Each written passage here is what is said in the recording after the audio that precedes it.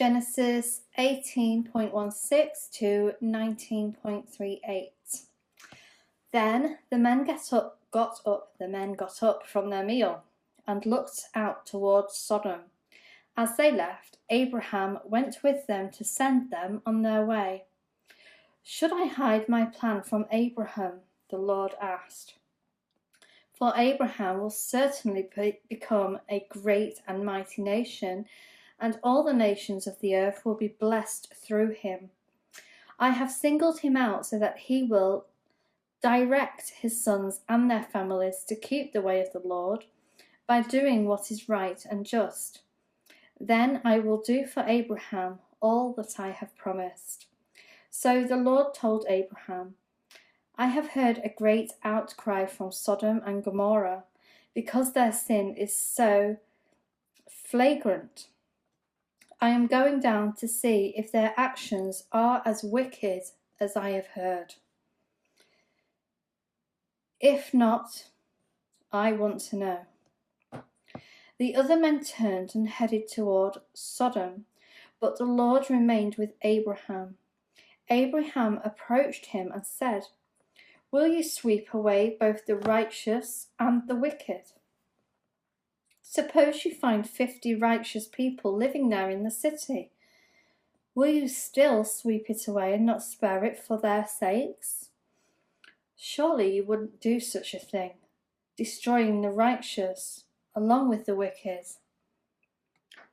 Why, you would be treating the righteous and the wicked exactly the same. Surely you wouldn't do that.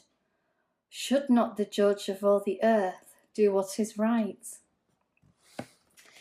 And the Lord God replied, "If I find 50 righteous people in Sodom, I will spare the entire city for their sake." Then Abraham spoke again. "Since I have begun, let me speak further to my Lord, even though I am but dust and ashes. Suppose there are 45 righteous people rather than 50. Will you destroy the whole city for lack of 5? And the Lord said, "I will not destroy it if I find 45 righteous people there." Then Abraham pressed his request further. "Suppose there are only 40? And the Lord replied, "I will not destroy it for the sake of the 40. "Please don't be angry, my Lord," Abraham replied. "Let me speak. Suppose only 30 righteous people are found." And the Lord replied, "I will not destroy it if I find 30. Then Abraham said, "Since I have dared to speak to the Lord, let me continue. Suppose there are only 20. And the Lord replied, "Then I will not destroy it for the sake of 20. Finally, Abraham said, "Lord, please don't be angry with me if I speak one more time. Suppose only 10 are found there." And the Lord replied, "Then I will not destroy it for the sake of 10. When the Lord had finished his conversation with Abraham, he went on his way, and Abraham returned to his tent. That evening, the 2 angels came to the entrance of the city of Sodom. Lot was sitting there, and when he saw them, he stood up to meet them. Then he welcomed them and bowed his face to the ground. "My lords," he said, "come to my home to wash your feet and be my guests for the night. You may then get up early in the morning and be on your way again." "Oh no," they replied, "we'll just spend the night out here in the city square." But Lot insisted. So at last they went home with him. Lot prepared a feast for them, complete with fresh bread made without yeast, and they ate.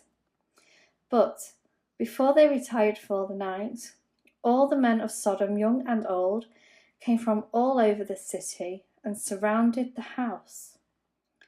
They shouted to Lot, "Where are the men who came to spend the night with you? Bring them out to us so we can have sex with them." So Lot stepped outside to talk to them, shutting the door behind him. "Please, my brothers," he begged, Don't do such a wicked thing.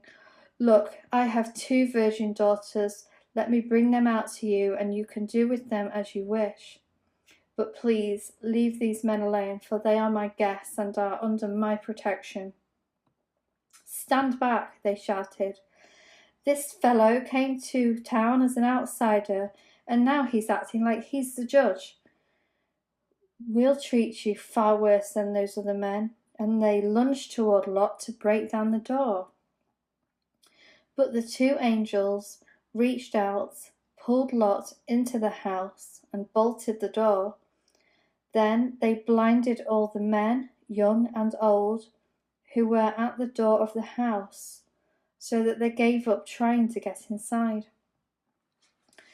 Meanwhile, the angels questioned Lot.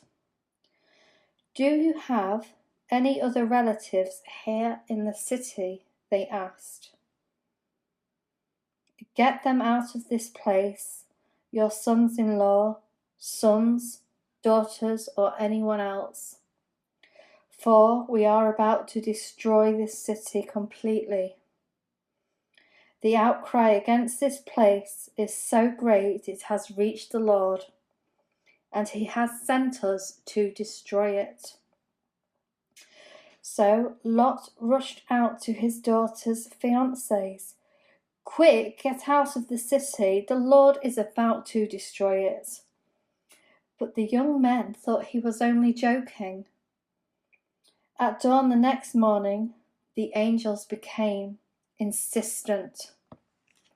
"Hurry," they said to Lot. "Take your wife and your 2 daughters who are here. Get out right now, or you will be swept away in the destruction of the city."